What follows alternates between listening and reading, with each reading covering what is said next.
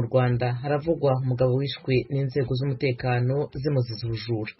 Mu muryango we barasaba ko bahabwa umurambo we bakawushyingura. Nibazana uwo murambo wenda tumuherekeze, nibavuga ko yibye ubuse mu gihugu nawe wenyine ntawe bamurenze, bakaba hari bagafungwa bakabasize iriya mfubyi ingana kuri. Uwo ni umuvandimwe wa Jean de Dieu Twiringiyimana warasiwe mu karere ka Rwamagana kuwa kabiri w'iki cyumweru. Mu Rwanda kandi perezida w'impuzamashyirahamwe y'umupira w'amaguru Ferwafa General de Brigade wavuye ku rugerero Sekamana Jean Damascene yaraye yeguye ku mirimo ye. Naho bamwe mu baturage bo mu murenge wa Ruri mu karere ka Gakenke mu ntara y'Amajyaruguru y'u Rwanda basanga abanyarwanda bakwiye kwigira byinshi ku barinzi b'igihango kuko ngo bakoze ibikorwa bidasanzwe byo kwimakaza ubumwe n'ubwiyunge no kurengera abatutsi bahigwaga mu 1994. Izi nkuru hamwe n'izindi twabateguriye ni mu kanya ku buryo burambuye, ntimujye kure.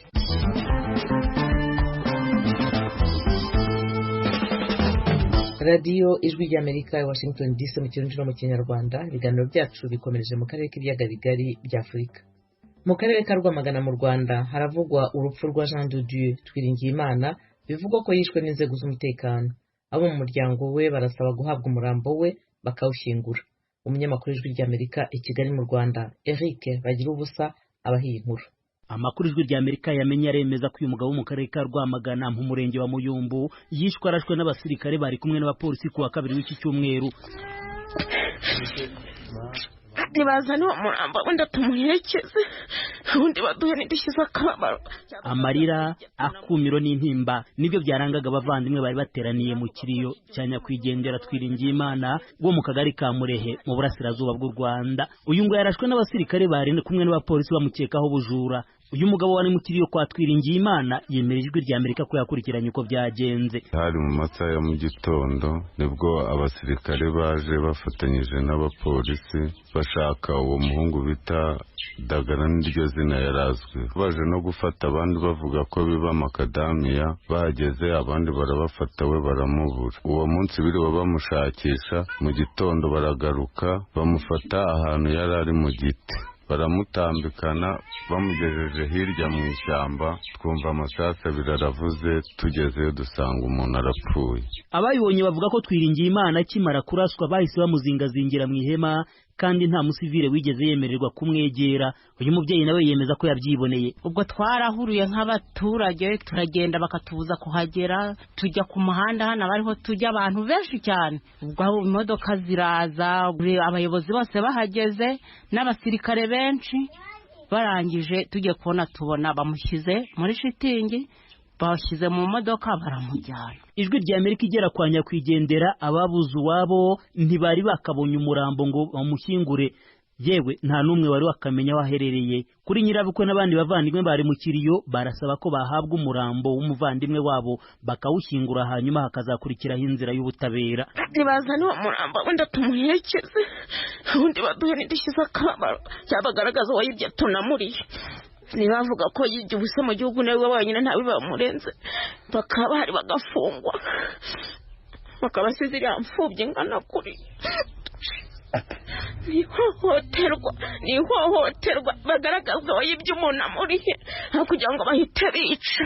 Biravuga ko uretse Twiringiyimana wishwe arashwe hari n'abandi bahise batabwa muri yombi bakekaho kwiba igihingwa cya makadamiya gikunze kuboneka muri ako gace. Nta n'umwe bagize bafatana makadamiya no muri ibyo bisambo bafunze, uretse gutanga raporo nk'ubuyobozi bw'akagari bukavuga ati dufite ibisambo byiba makadamiya gutya na gutya byazengereje abaturage, ariko muri rusange ntabwo ibyaha bakoraga byari byo kwita baraswa, mbega nta cyaha kitabonerwa ubwishyu cyangwa cyahorerwa urupfu.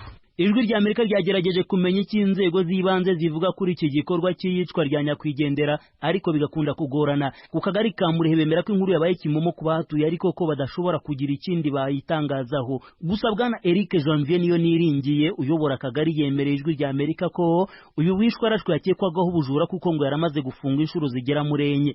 Uyu yanze ko tuganira dufata amajwi, ariko atubwira ko umuyobozi bw'umurenge ariwe wagira icyo abivugaho. Muri ako kamya dusabye kwinjira mu biro ahita yandikira umuyobozi w'umurenge ubutumwa bumumenyesha ko yakiriye umunyamakuru. Mu butumwa bugufi yavuze ko yahawe n'umukuru w'umurenge. Uyu bwana niyo niringiye atubwiye ko Bahati Boni uyobora umurenge wa Muyumbu ashaka ko tumusanga ku biro by'umurenge akagira icyo abivugaho. Mu gihe gito twahise tugera ku murenge mu bunyamabanga bwe, batubwiye ko yagiye gukemura ibibazo by'abaturage. Twamuhamagaye kuri telefone ye ngendanwa ntiyitaba, ntiyanasubiza ubutumwa bugufi twamwoherereje. Umuvugizi w'urwego rw'ubugenzacyaha mu Rwanda RIB bwana Thierry Murangira twamuhamagaye kuri telefone ye atubwira ko agiye kubaza amakuru akaza kutuvugisha, ariko inshuro zose twamuhamagaye telefone ye yacagamo ntayifate. Gusa babuze umuvandimwe wabo bagakomeza kwibaza niba nta bindi bihano bishoboka kubaketsweho ubujura bitari ukwica. Ese mu Rwanda hari itegeko ryasohotse yuko umuntu afite kwiba bagahita bamurasa? Ese nitujya dufata umujura natwe tujya duhita tumurangiza twihorere kandi nta gihanga kigaragara? Nimba baramuvukije ubuzima nta kintu yakoze, niba muduhe n'umurambo we tubone tunamushyingure mu cyubahiro batagiye kumujugunya. Ijwi rya Amerika kandi hamagariye umuvugizi wa polisi y'u Rwanda CP Jean Bosco Kabera aduha ubutumwa bugufi bugaragaza ko yarahuze ariko aza kutuvugisha nyuma. Jean de Dieu Twiringiyimana asize umugore n'imfubyi y'imyaka 2 y'amavuko. Si ubwa mbere humvikana abasivili bicwa barashwe n'inzego z'umutekano mu Rwanda. Ibyegeranyo bitandukanye bitunga agatoki inzego z'umutekano ko zibasira abasivile. Nk'igiheruka cyakozwe n'umuryango mpuzamahanga uharanira iyubahirizwa ry'uburenganzira bwa muntu Human Rights Watch cyise All Thieves Must Be Killed. Abajura bose bagomba kwicwa ugenekereje mu Kinyarwanda. Icyo cyegeranyo kivuga ko hagati ya 2016 na 2017 byibura abagera muri 37 bishwe mu burengerazuba bw'u Rwanda batagejejwe imbere y'ubutabera. Bagira ubusa ijwi rya Amerika i Kigali. Bamwe mu baturage bo mu murenge wa Ruri mu karere ka Gakenke ho mu ntara y'Amajyaruguru mu Rwanda basanga abanyarwanda bakwiye kwigira byinshi ku barinzi b'igihango, kuko ngo ari abantu bakoze ibikorwa bidasanzwe byo kwimakaza ubumwe n'ubwiyunge no kurengera abatutsi bo mu bice by'iwabo bahigwaga mu 1994. Inkuru irambuye na mugenzi wacu mushya mu Rwanda Jean Baptiste Ndabananiye. Ibyo abo banyaruri barabishingira ku murinzi w'igihango ku rwego rw'igihugu Aroni Habumugisha utuye mu mudugudu wa Kibirizi akagari ka Busoro mu murenge wa Ruri. Abarinzi b'igihango bari mu byiciro bitandukanye. Abahutu bitandukanyije na jenoside yakorwaga abatutsi, abarokotse jenoside batangije kandi bakomeje ibikorwa by'ubumwe n'ubwiyunge no kurwanya akarengane kariko kose, n'abanyamahanga bafite izo ndangagaciro zo kubanisha abantu amahoro. Habumugisha ufite imyaka 18 mu 1994 yari umwe mu bayobozi 5 ba serire ya Kibirizi. Yayoboranaga n'abandi 4 bamurusha imyaka. Habumugisha we yarashinzwe urubyiruko. Yari n'umuyobozi w'ikipe y'umupira w'amaguru ya Segiteri Nkara. Amaze kubona ko serire ayobora yugarijwe n'abicanyi mu 1994, Habumugisha yahise akusanya rwa rubyiruko rw'abakinnyi b'umupira n'abafana babo bagera kuri 50. Yabasabye gutahiriza umugozi umwe mu kurwanya igitero cyari cyo cyose cy'intera hamwe kizagira iwabo. Dushingiye ku buhamya twabonye, Habumugisha ntiyagarukiye aho. Yegeye baba bayobozi bagenzi be abasaba kumushyigikira, barabyemera. Bahise bashyiraho gahunda yo gukumira ibitero muri serire yabo. Basabye ababyeyi kubuza abana babo kuva mu ngo no kubacunga ngo batagenda. Hagira ushaka kubirengaho, Habumugisha n'ababa bayobozi bakamugarura mu murongo. Ibyo byatumye abaturage bose ba serire biyemeza guhora bacunga hirya no hino aho igitero cyaturuka. Batubwiye ko birukanye inshuro 3 igitero simusiga cyabaga giturutse ahitwa mu Mataba mu cyahoze ari komine Ndusu naho ho muri Gakenke. Iyo babonaga kino gitero, abaturage b'iserire bahitaga bafata amabuye n'izindi ntwaro gakondo nk'amacumu n'imihoro bakitabara. Ibi byatumye abari bihishiye muri iserire bose uko ari 7 barokoka. Nta wundi muntu wibwirije gushishikariza abandi guhashya abagabaga ibyo bitero usibye Habumugisha wari na muto. Izo mbaraga yazikomoye kuki? Nuko data yari konseye uburyo yayoboraga nakiza amakimbirane narayobonaga. Igihe cyose rero nawe nago ukuntu papa yicara abwira abaturage ko bakwiye kwirinda amacakubiri ndetse n'imyiryane, akanga ko ari umuntu urengana ahubwo we agafasha abantu kurenganurwa. Data nawe nagaharanira ukuri, nanjye nti nzapfa nzakira nzaharanira ukuri. Hanyuma wumvaga bishoboka ko wapfa? Oya, ko nawe mfite imbaga za gisore numvaga bitashoboka. Abaturage batandukanye bo mu murenge wa Ruri basingiza Habumugisha. Uyu yitwa Felicien Ndayambaje, ari mu barokowe nawe. Ndumva twararokoze turi abantu muri umuryango wacu. Hari mushiki wanjye nanjye n'abana ba mukuru wanjye 3, abakobwa 2 n'umuhungu umwe. Mu muryango wose yarokoye. Rero hapfuyemo umwana umwe gusa na papa ishwe n'intera hamwe. Iyo muhungana bakaza hanga muri Kibirizi ntacyo bagomba kuba. Wagurebye izina wamuha ntiwanaribona, kuko n'umuntu wagize neza cyane kandi ari umwana muto. ni igitangazo gusa. Jean de Dieu Uwitonze perezida wibuka muri ruri ntanyuranye na Ndayambaje mu gusobanura agaciro ka Habumugisha. Mburi kigero mbivugamo icyo kintu kuko gusobanura buriya umuntu wakurinze wagukuye mu rupfu birakomeye kubona igisobanuro wabisobanuramo birenze ubuvandimwe kuko n'imiryango ubwayo ntigishobora kwiyubakamo ubumwe. Impamvu mvuze ko harenze ubuvandimwe nuko ibyo byose atabikoreye ko tuvindimwe atabikoreye ko atuzi. Eleri Uzamukunda Eugene Habiyambere wungirije umuhuzabikorwa w'inama y'igihugu y'urubyiruko muri ruri na Tanazi Ruyenzi bo ntibari mu bahigwaga. Barakurikirana uko mbavuze basobanura ikigwa bakuye kuri Habumugisha. Imbega yababera umuntu muzima akajya bigisha akabwira ati nanjye ndi umusore nakoze gutya. Twebwe tumufata nk'indorerwamo nk'umuntu tugenda tureberaho uko natwe twabigenza. Ngirangiza kwiga mu mashuri yisumbuye umuntu yaraje mu rugo antwarira ikaramu ni mu 2008 yemenda nayimufatana ariko ashaka kubanza kubihakana cyokora ndamubwira ntwara ikaramu kandi nubwo mfite gahunda yenda yo kwikwaka wanyimira ko nayitwaye tukiyunga bikarangira. Iyo bari imbere ntago naye kumworohera twashobora no kurwana kandi dufika 50. Bikwiye kutwigisha kubana neza tukabana kivandimwe tudahimukiranye. Mu gihe cya Jenoside Ruyenzi yayoboranaga na Habumugisha Serire ya Kibirizi. Usibye bano banyaruri bagaragaza ko abarinzi b'igihangara abantu barenze ukwemera n'umukuru w'igihugu cy'u Rwanda Paul Kagame yavuze mu wa 2015 ko nawe ibikorwa byabo bimurenga. Rimwe iyo numvise by'abantu nge numva ibyo bakoze nge ntari kubishobora kugira ngo abantu bakwicira bawe kugira ngo bakatsemba ndetse nawe wenda bakakwica bakakuvana mu mirambo bakagukiza ariko wavayo kwibuka kugira uramira nawe cyangwa kugira ukiza cyangwa ukorera neza. Perezida Kagame yabitangarije imbere y'abarinzi b'igihango barimo n'uyu Habumugisha. Habumugisha avuga ko yakoze mu ntoki za Perezida Kagame inshuro nk'eshatu ikintu yumva ari igitangaza gihambaye kuri we. Habumugisha akomeje gahunda y'ubumwe n'ubwiyunge no kubanisha abantu amahoro. Iyo gahunda irimo amatsinda y'ubumwe n'ubwiyunge yashinze. Jean Baptiste Ndabananiye, Ijwi rya Amerika, mu karere ka Gakenke. Amazi y'ikiyaga cya Tanganyika hakomeje kwiyongera mu bice bitandukanye by'u Burundi. Mu ntara ya Rumonge imiryango itari mike yarimutse kubera amazi yabaye menshi agera aho baba. Ni inkuru mugezwaho na mugenzi wacu uri i Nairobi muri Kenya, Eroge Birikaneza. Imiryango myinshi yo mu makaritiye atandukanye ku mugwa mukuru w'intara ya Rumonge mu manuko bushira uburengero ubu ntigira kiko umusaya itagira abayo ihungira ko yegeranijwe mu kibanza kimwe cyo kigo cy'imyuga caho bafite ubwoba ko bashobora guterwa n'indwara iruhande y'inzara bibugarije nk'uko bivugwa n'abakenyezi bo ku mutumba Kanyenkoko wakubiswe kurusha ahandi. Ikibazo dufite ngaha ni ikibazo cy'inzara. Inzara urabona ko dufite abana ntibaronka icyo bafungura ntibafite ibyo baryama ko bafite ibyo bifuka imibiri ngaha irateye ubwoba. Rimwe turavuga tuti egome twarakiza amazi mugabo malaria izodukura ngaha kubera imibu ni myinshi gose kandi n'imbeho ni nyinshi urabona ko ari mu gihangare nihubatse urabona nshobora kubana n'abana badafungura niho basha baronka n'indwara urazi umuntu adafungura asharonka indwara urumva.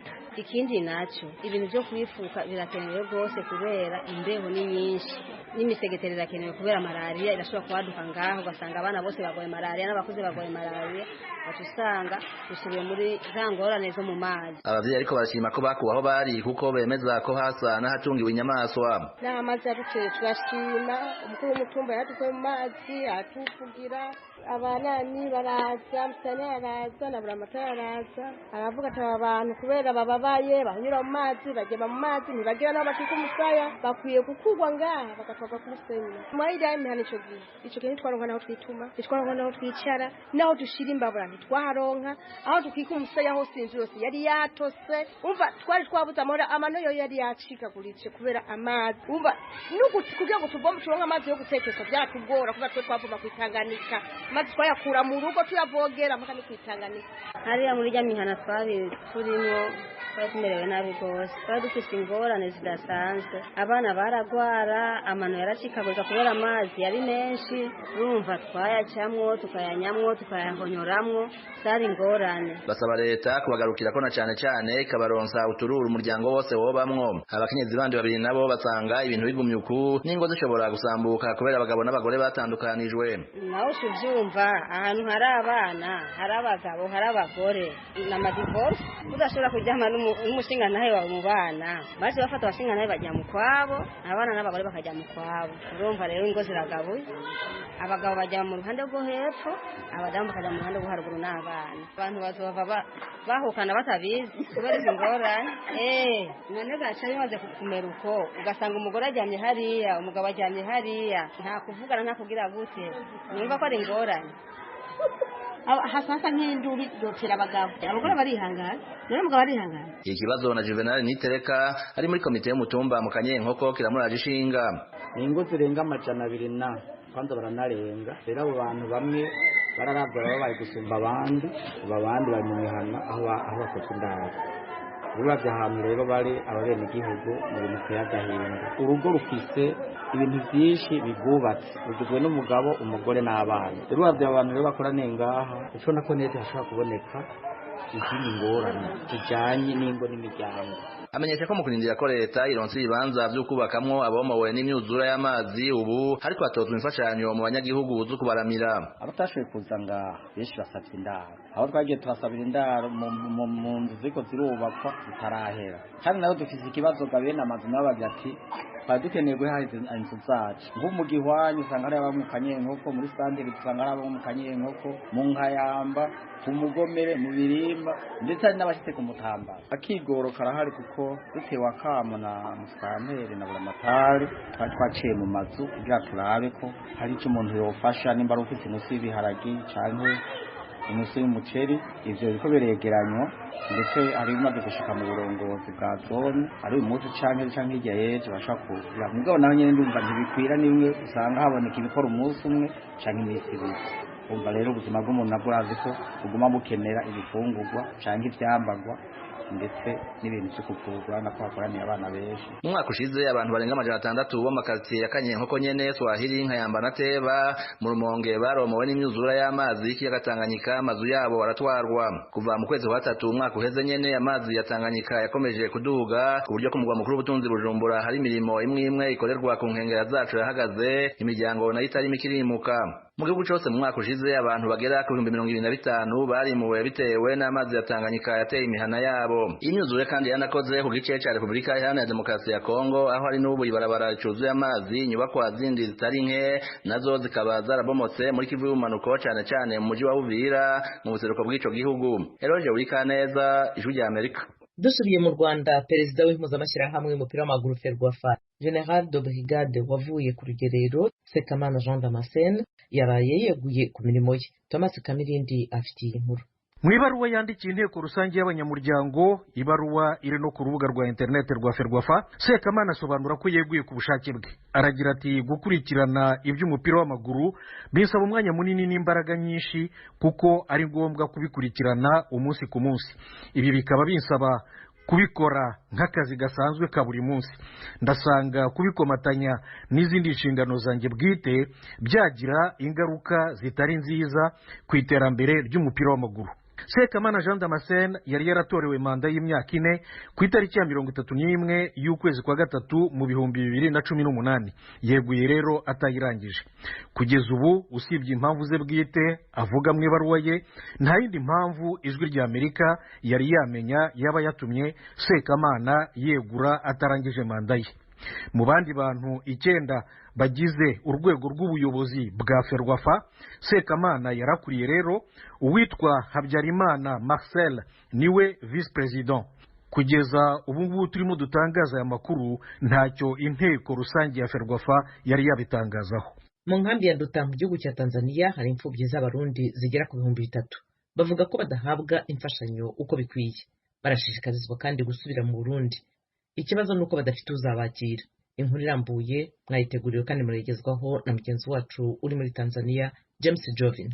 mu bitigiri bitangwa na HCR inkambi ya Nduta ituyemwo imfuvyi zirenga gato 3,000 benshi muri bo nababuze abavyeyi babo mu gihe bariko bahunga n'abandi bapfiriye mu buzima bwo mu buhungiro kubwizo mpamvu abaturanyi inshuti n'abagenzi nibo baciye basigarana izo mfuvyi benshi muri bo nta bufasha baronswa bukwiye bigatuma babayeho mu buzima bubi cyane ihimiriza ryo guhunguka ririmo kubandanya muri iki gihe naryo ribateye agahinda kubera badasigurirwa neza iyo bazohungukira kandi bamwe batamenya inshuti zabo atana amatongo bafise bazoshikiramwo mu gihe bazohunguka aba ni bamwe mu mfuvyi zituye mu nkambi ya Nduta bavuganye n'ijwi rya Amerika. Imfuvyi zo ngaho Nduta turafise ibibazo bidasanzwe kuko twebwe abana b'abakobwa turafise impanuka nyinshi turaja no gushurashura mu bintu bidashoboka kubw'ubuzima bubi kubera twebwe nk'ubu dufate ibifatiye nk'ibintu byo guhunguka nta na hamwe dufise tuzohungukira kubera